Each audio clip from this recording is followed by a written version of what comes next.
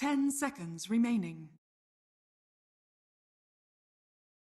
5 seconds remaining.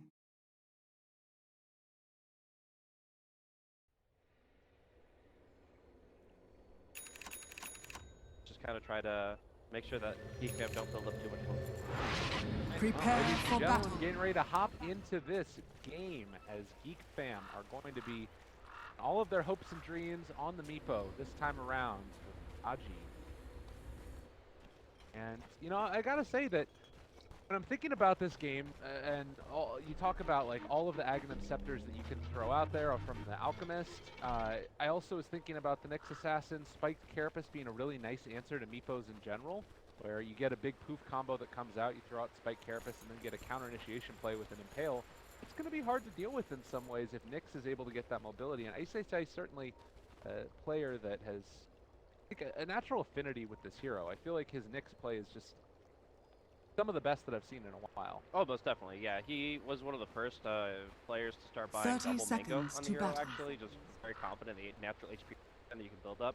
In this case, we've seen that progress towards the mango plus 4-man shield, but I do think that he's a player that it fits very well with his playstyle. He generates a lot of tempo with it, and it definitely is in his wheelhouse in terms of ways.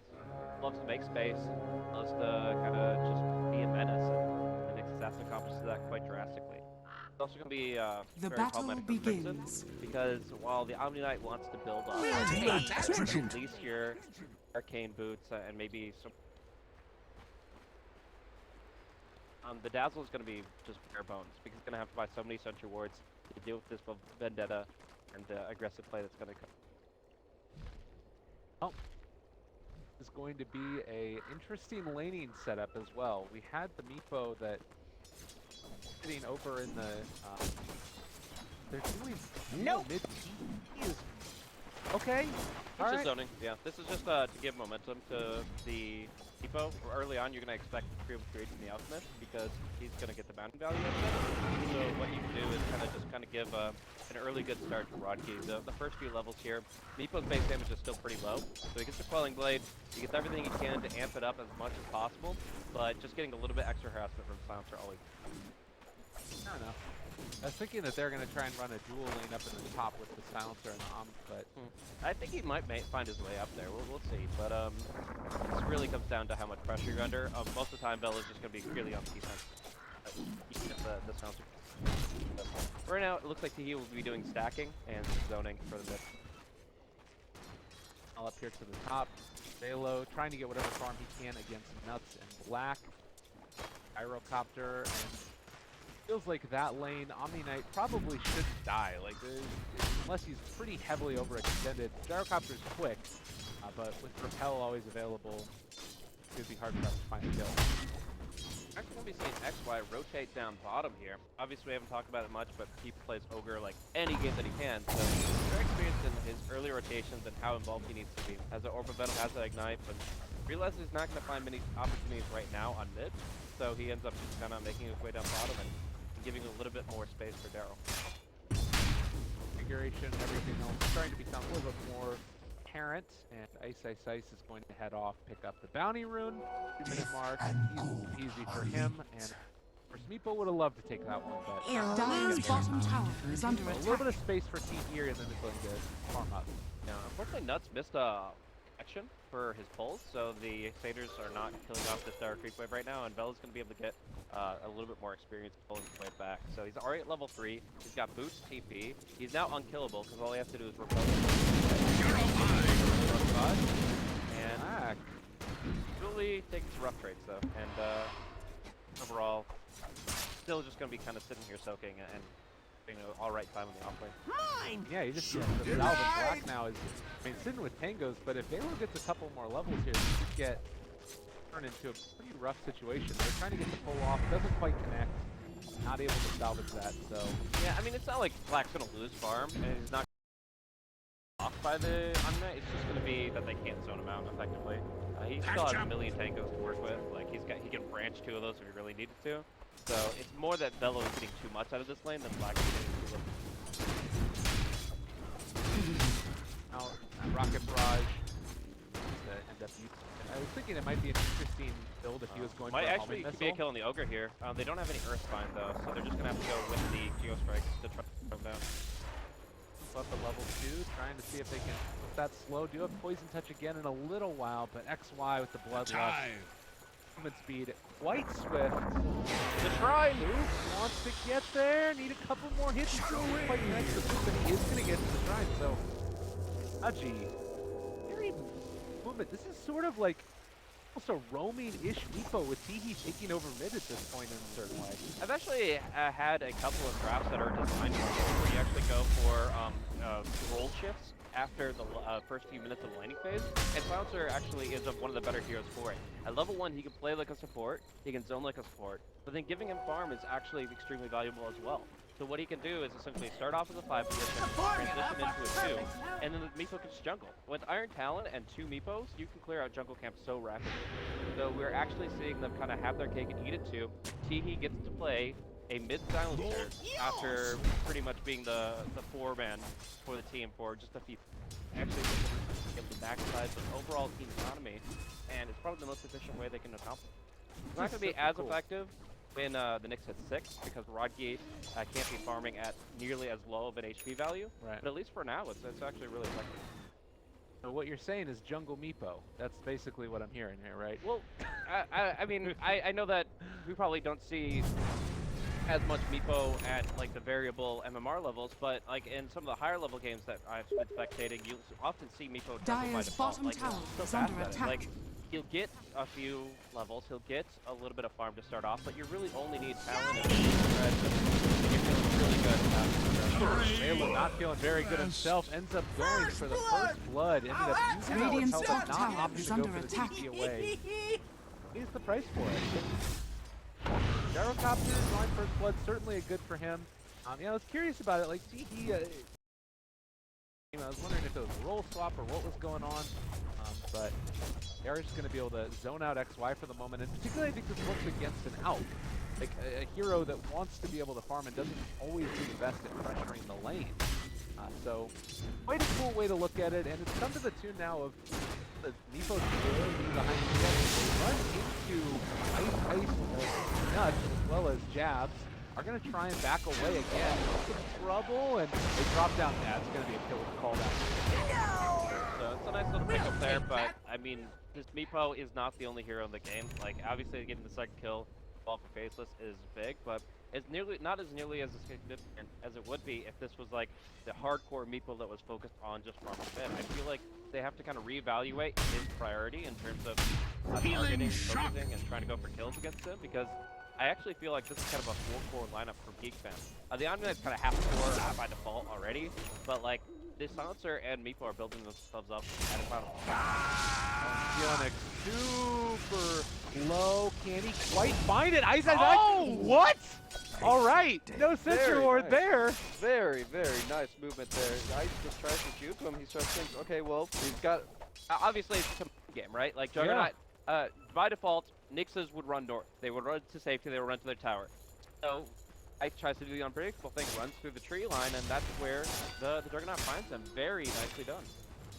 All right, a couple of kills that probably shouldn't happen in both of the off lanes, and it ends up coming to the tune of, well, right now, Faceless a little bit ahead, but Geekfan's over the head in experience, and like you're talking about, they are going to have this sort of economic advantage. Is that enough to sort of deal with this Alchemist, though? Because I still do feel like late game, you talked about the Aghanim Scepter, you talked about how comfortable they are going into the later stages of the Gyrocopter as well. Is it something to be concerned about?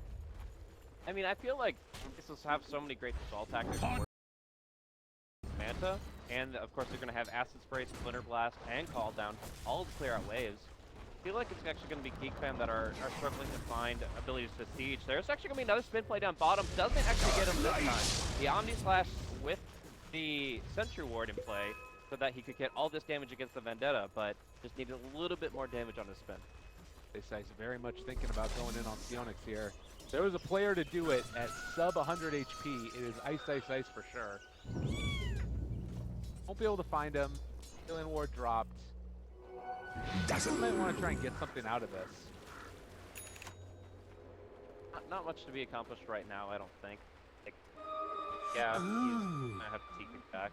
There's really no way that you can be that low of HP and still be aggressive, and they even have a Radiant Vision, so they know that he's playing extremely passive. He's actually gonna wait out the Shrine. 15 seconds here. He's gonna pick up the Shrine alongside the Wyvern. She's got the Cold Embrace for him as well, if that's appropriate. But as far as the other early progression here, Meepo is up to 64 last hits. That does translate to only 3,600 net worth with the death, as well as the fact that Jumper Creeps use lower gold density.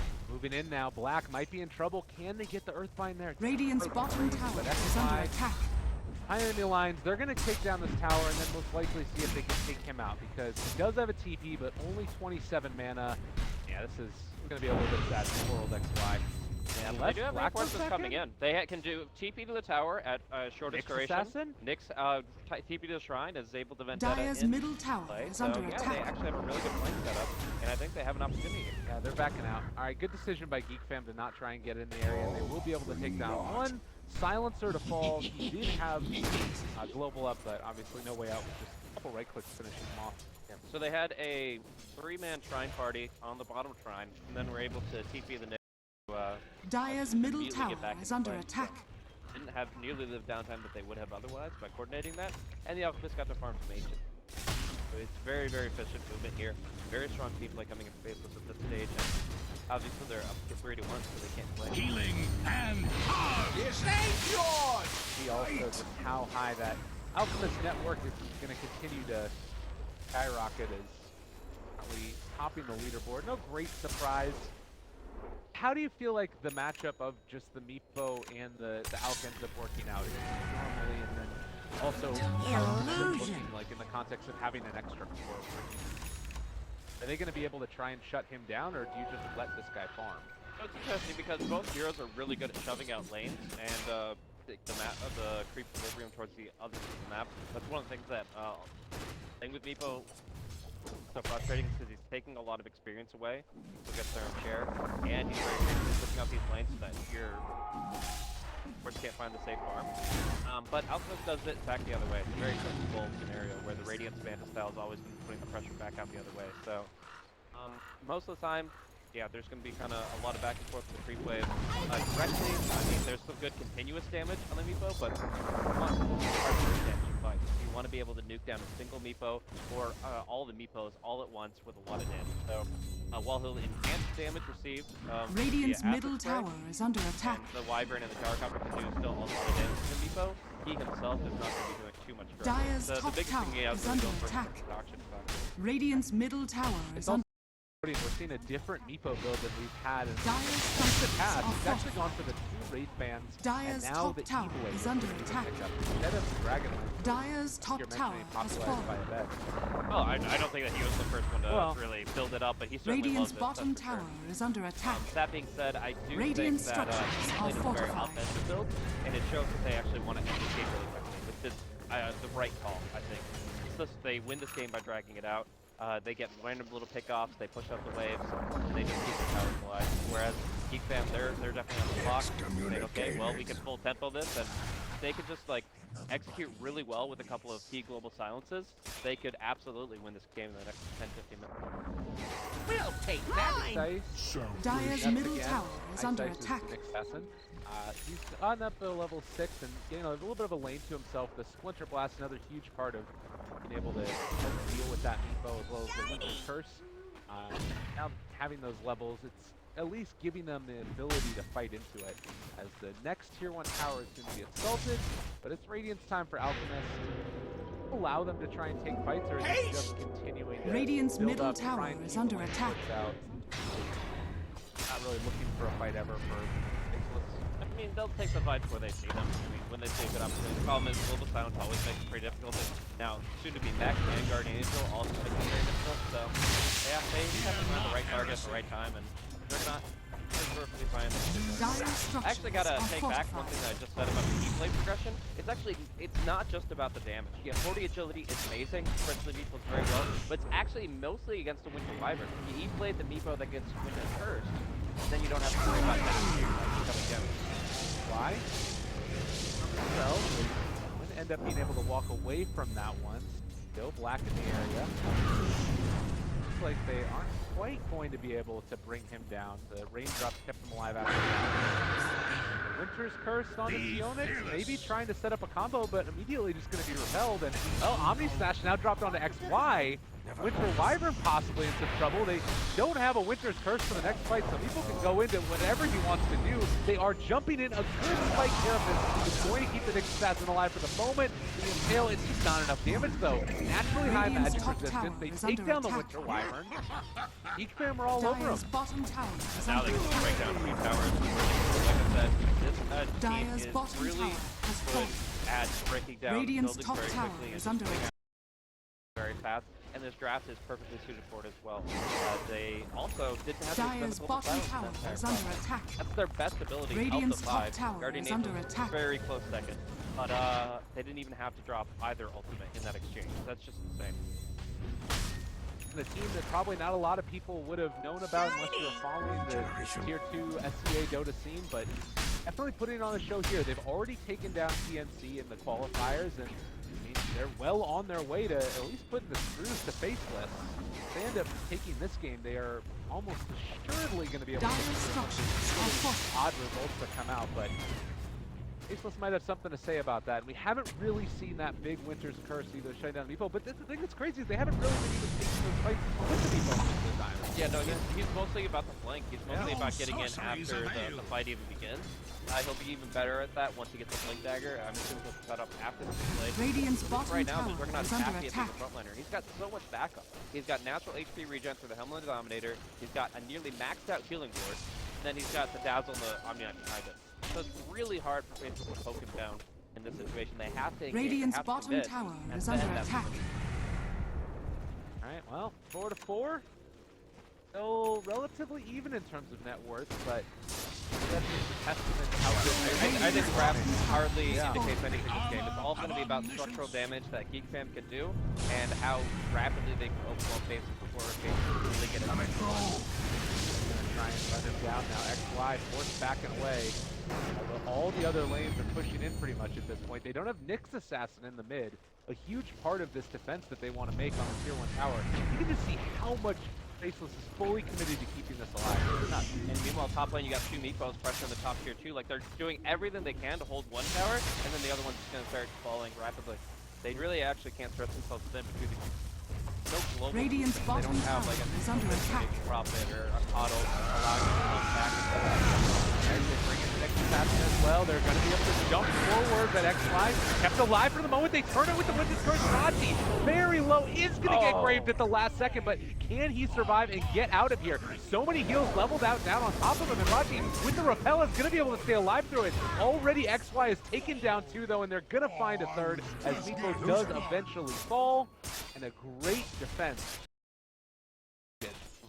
Yeah, a lot of really good Winter's Curse, just testing out exactly what they needed. Couldn't get the Guardian coming out in this fight Radiant as they needed structures to. are And fortified. yeah, just finishing off the Radiant's Silencer and middle the Dazzle on the tower left is under end. attack. So they definitely had the right target priority there. They got a lot of Radiant's good damage in. middle They tower hold their has tower in fallen. the mid. They really can't win these wars of attrition, so they, again, have to commit, and they commit effectively. Onyx, we also saw there in the mid lane a little bit of the battle of the Helm of the Dominators. Black took over, or rather the Juggernaut took over the catapult, and Black took it back away from him, just trying to do everything they can. And still the Tier 1 tower is holding, so I think right now if you're Faceless, you've got to be feeling good about that. Are you at all concerned about Geek Fam here, or can you just reload, try to go again? Is it sort of like where they need to try and secure their shot first? Well, I think that every push is going to get a little bit harder here for Geek Fam because they're actually not prioritizing experience for anybody but Meepo. Like, Meepo's spreading a little bit, but everybody else is about like 5 heroes clumped up in one lane. So they're actually not progressing that much more rapidly, and every fight really just sets them back further. So, yeah, I think that they have to start kind of making moves, and it looks like Roshan is going to call. Still, Winter's Curse back up. I think the Faceless are raring to go. We'll see if they choose to So E-Blade is there, as well as the double race band. Actually hitting quite hard, 142 damage per.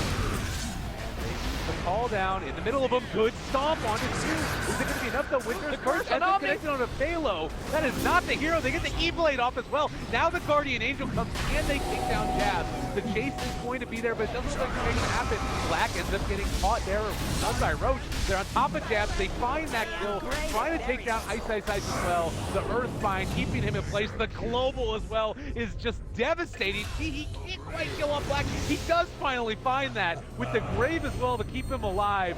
Geek fam are all over Faceless, and this is definitely going to be at least another couple of towers. Yeah, I mean, again, like I said, there's not really a great opportunity to poke at Geek from Faceless perspective. They have to commit, so I'm glad they at least go again with all guns blazing. The problem is that a full HP Omni is not going to drop in that situation with that Curse, and they didn't have the follow-up channels long enough to use this concoction. They need to essentially triple after that, where there's no way that they win the fight. So with a global silence in the middle of it, that's impossible, and Faceless start to struggle. You're going to see them start to rush out BKBs on some of these heroes, anything to resolve with global, because it is becoming a real menace. It's really easy for Geek fam to execute. They take the fight, they take Roshan, and they give the Aegis to one of the best Aegis carries in the game in the Meepo. You know, I gotta say, you come into this game, you take the Meepo early on in the second phase, and you're also looking at like into the counter pick of the Winter Wyvern. It feels like Geek fam, they had this special little strategy plan for Faceless in a lot of ways, and Radiant's if the first bottom match tower that you're is going to be under playing attack. of the day is going to be against the top team in the group, it makes a lot of sense. So really cool to see a bit of, I don't know if I'd say innovation necessarily, but it's something that we haven't seen a lot in competitive play at least. And the Blink Dagger down bottom. They're going to try to go for a multi-poop here. Is it going to be an Earthbind coming in? Each one? Don't get it. So, but yeah, I think the main innovation here is the fact that Rodkey is the one playing the Meepo, the support player, and he was able to do that really cool lane swap in terms of the economic priority is what I would call it. But yeah, in this case, other than that, I think they just have a really good idea of what they wanted out of this draft and out of this game, and I mean, Faceless, like you said, they had the Wyvern in play, but their pickup was Nyx and Gyro. And I talked a lot about the Axe in the draft. I also think Underlord is actually a hero that could deal with this situation pretty well. Specifically the global back and forth that being top lane, run the map a lot more effectively.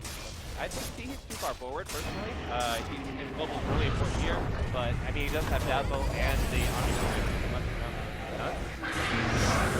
Still there, they drop it on Raji. The global comes out. He's going to be able to live through this. It's already over. Yeah. God, they're so survivable. They might just high ground. Honestly, and I say, nuts again going to keep you out of there. They actually might just be able to high ground off of that. They got nothing out of this combo. And now, what is the Wyvern able to do? Underblast once, and that's it. I actually think this is straight up auto. Nicely done. Omni flash down, XY. Barely able to get out of that. But it's going to be a jump here onto the Wyvern, hits E-Blade and boosts them up. Both only stop that physical damage. They are just going to be down. So Wyvern's down. The high ground defense is crumbling, and Jazz isn't even at home. He's not pushing out cutting creep waves with the Radiant Manta. He needs to do that now. He's going to try to go for one wave here, drop the Manta, and heal him back to try to hold the high ground. They got Black, they caught him in the base. He's going to end up dropping another combo, and they still have the Aegis as well. They drop the Guardian Angel, that is a clip. Maybe a little bit premature there, but might be able to find some more. The Impale, it's hit absolutely everybody. Standing also in this acid spray, maybe a little bit scary, but they still got the Aegis. I think their hands in the day here, and what are you going to do?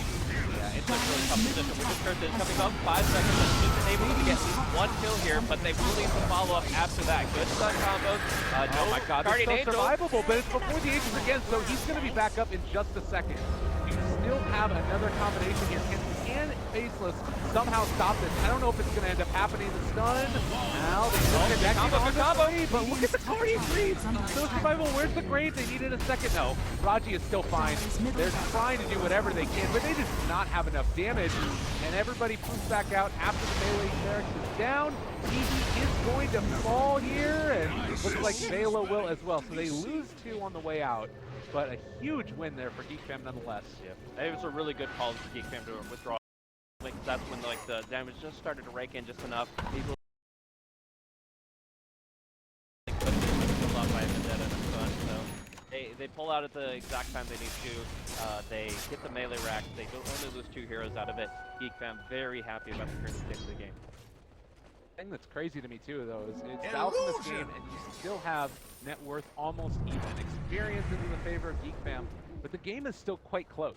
And what is it that Faceless need to do? Because it feels as if almost just like holding out isn't enough. Is there anything else that they can really make happen, though? I have to reiterate that I don't think the net worth graph is very indicative of the value of either team's current position in the game. I feel that not only is it artificially increased by the Creeple's Greed of the Alchemist, but I also think that you need about like 30% more farm on Faceless in order for them to be comparable to Geek Fam. Geek Fam's heroes are naturally just tempo oriented. They're going to start fighting. You need BKB or Dispel to cancel out the silencer. You need a lot of really good damage output to deal with the Meepo. You need an offensive burst to deal with the Omni-Knight. Like, there are just so many items on their shopping list to just deal with this draft as a whole. So Faceless, you're going to be looking for these big item pickups that will allow them to combat the current position. But where Diffusing Blade used to be a catch-all item against Silencer and Omni-Knight, now it only does the offensive burst, and that means that they are going to continue to look for alternatives. BKB is going to be that alternative for the Gyrocopter, still trying to build towards it. They're down here in the bottom lane. You can just see Faces have no desire at all to beat this head on. Shrine is going to go down to second. Radiant's turret has been We also have level 20 for Meepo, so has evasion on top of everything else. This is such a difficult hero to bring down at this point. I mean, if they wanted to, they could probably play it safe and go for the next Aegis before they go for the next high ground push. Do you like that idea? Radiant's bottom tower is under attack. I think you can definitely wait another Roche cycle. I don't think this is like a one and done. You have to go with the first Aegis. That's like, that's not that desperate of a position there. They are going to start losing steam when people hit 25, but they've still got a long Radiant structures Play by are Faceless. fortified. They're going to force out the Glyph. Radiant's bottom tower Everybody's is here. under They attack. ended up bringing a couple back. It's offense versus defense, or vice versa really. It's defending their top lane through being offensive in the bottom, and it's just forcing some retreat. The problem is, you're not going to be able to do that when Meepo. So they'll do it while they still have the Dire's top opportunity, tower but is under once you have attack. heroes that can kind of bounce back and forth, it's not going to be nearly as effective at kind of spreading out the enemy and dividing and conquering them. In the meantime, though, it works out. They don't lose their top tier 2, and they might be able to get some good wards up around the Roche pit, which, as we've emphasized, is very important for the sake of this game. We also have the Octarine core done for the Alchemist. That was the BKB done for the Gyrocopter. That next tier of items is there for Faceless, but likewise, we just picked up a Sheepstick. He has an E-Blade. Somebody is going to die quite rapidly here, and it looks like it could potentially be Black. Can he survive an initiation coming out? And likewise, they turn it We'll take that. fast in the area as well. I mean, you got BKB and Cold Embrace, so you actually can't kill the Gyrocopter at all. So they have to have like a full 5-man. I don't think actually Geek fam are looking for pickoffs at all. They're only looking for 5-man movement, and Radiant's teams have top that timer tower in their is mind, under attack. and that's when you're going to see Geek fam start to control the western part of the map. Down on the side there. Dire's Big bottom initiation. tower is It's under on to attack. XY. That ogre very much dead, and now everybody trying to CP away.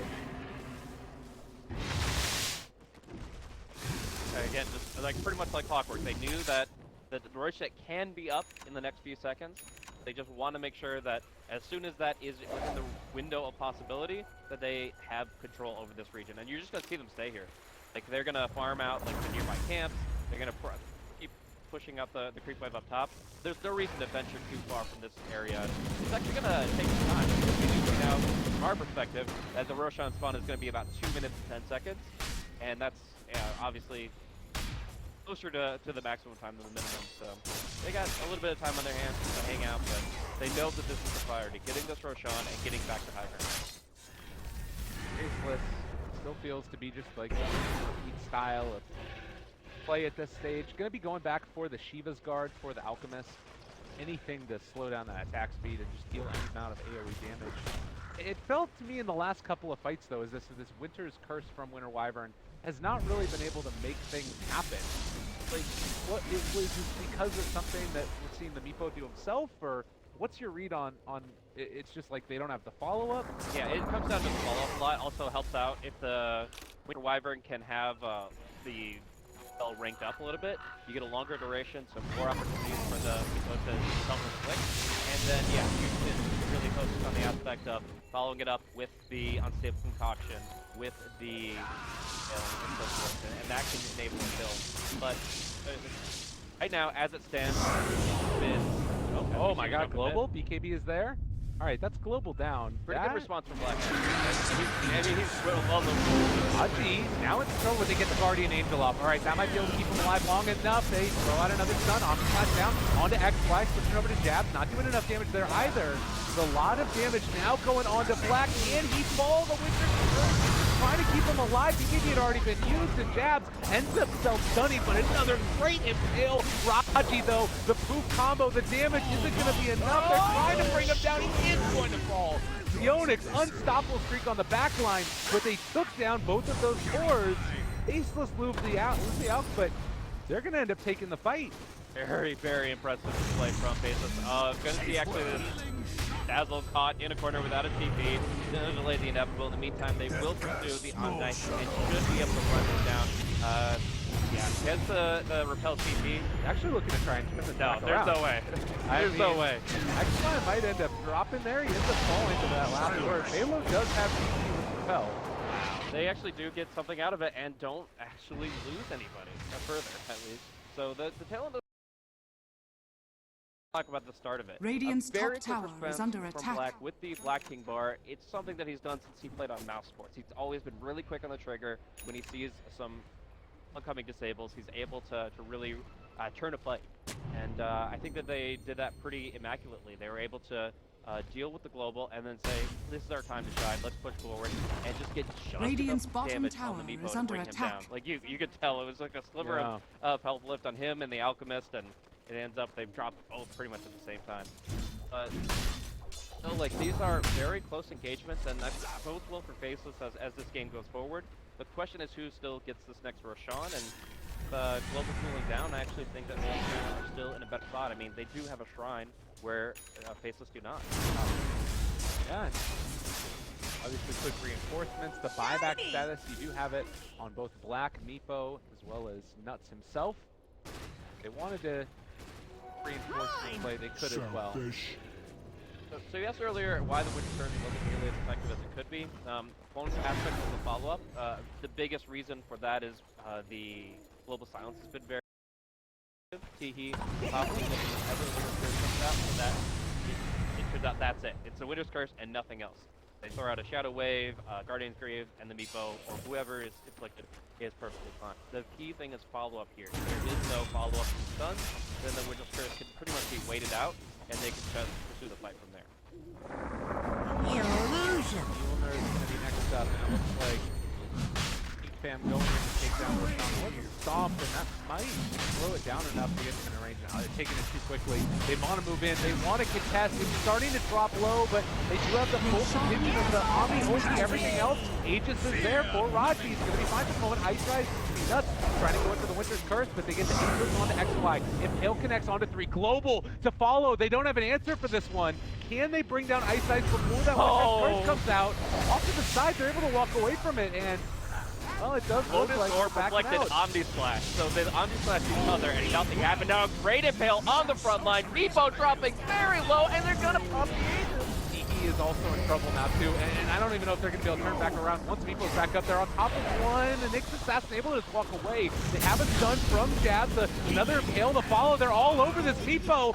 Faceless have done it. They've taken him down a second time in just about 3 minutes, and Velo now also in trouble. He's going to try and TP out of this one, but they have enough damage to bring him down. Or dead, Faceless.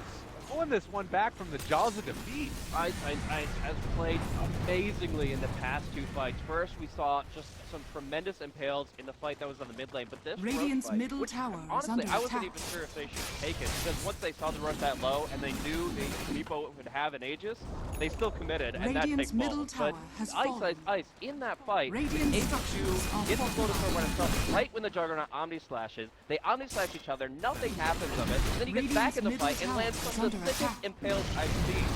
Radiant's Puts middle on a tower Lotus Orb has again fallen. so that he can't be hexed and killed Oh, off by TP Meepo. didn't spin! They got Sionix caught. He's not going to be able to get back. No. Mid lane, though, it's going to be Rodkey going forward all by himself, going to be killed off. This could potentially be. They're going to go in for this. They break the TPs. He is left completely alone. Juggernaut has to run home. Ice was stalking him the entire freaking time. They're going to at least get this lane of melee barracks, and looks like Sionix will be back before they can do any more damage. Well, maybe not. They're turning towards bottom? Yeah, they're going for bottom. They have so much going for them right now. There's no global for there's no depot at all, and Juggernaut's really just arriving to the fight, jumping in. I mean, they do get a nice force staff away from the or from the silencer, but is it going to be enough? They already got the melee racks down bottom, and they're going to get the range too. Oh my god, I don't know if it was Raji thought that the Juggernaut was going to be back, they didn't end up transferring the information quickly enough, or whatever ended up happening, but Geek fam were in a great position, and now Tier 4 is going down, no Meeple for 50 seconds. They realize that there's no way that he can get back into this. He die back, and they are just gonna finish this here. And now, Juggernaut is taking a lot of Gyrocopter gets the Lotus Orb! Oh, the Lotus Orb play over and over again. Ice the man, but can they end up doing anything else? Winter Wyvern is dead. They need to be a little bit careful. Jabs possibly get 2 for 4, but he's got the regen. They drop down the call down. Sionix, they just want to kill off this Nyx assassin, but he blinks out.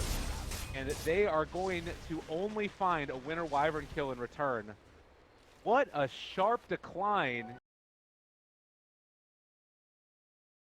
Play from Faceless. Like, I was going to talk about how, if this game went another 15 minutes, that it would be kind of a smart draft to build up the Gyrocopter and to play it safe and to try to just extend this game as long as possible. This was execution. Yeah. This wasn't the draft. This wasn't letting the clock run out. This was them going in, contesting a huge Roshan in a way that many teams would not, and just outplaying their opponents, especially, again, Ice the Nyx on the Assassin, saving the Gyrocopter with a Lotus Orb, using it perfectly to prevent Hex plays and Ethereal Blade plays, countering out the Omni, breaking silences so that he can cast his spells. Like, he is just doing everything he wants with a little 4,000 gold item, and I can't believe my eyes. They're absolutely destroying this, despite the fact that draft was designed to just melt this stage of the game. Yeah, incredibly impressive play. I mean, we've been talking about how good he were playing earlier. Now Hex out, force staff away. Now he's thinking about going in. You still are, maybe you need to be a little bit careful about Sionix here. And they're down after Velo. They get the E-Blade to keep them alive for the moment. Everybody very grouped up. Raji goes in. Maybe in some trouble. They end up getting the ulti off in time, so that's going to keep Raji alive. They don't have a Witness First. Reflecting the Age of off to the side, side. But Raji is dropping low now. They don't have an answer to keep him alive. 2 dead. And that is now 85 seconds with no Meepo. I think the Faceless know they've done it. Faceless, the undefeated, are showing why that is the case, as they are able to take out this draft in 36 minutes. This is completely unexpected. Being able to just take fight after fight, break all the momentum, stall out the game, and then take the fight to the opposition. Just amazing play. Jab, Black, Ice. Now everyone has been doing this so well in this game, and now he's out at the fountain, just waiting for them to GG out. Great display. Gotta love to see it. Faceless, proving why they're the top of the group. I will say, I've been really impressed with Geek fans play throughout the game and throughout the qualifiers. I thought that they were going to be able to take it against Faceless.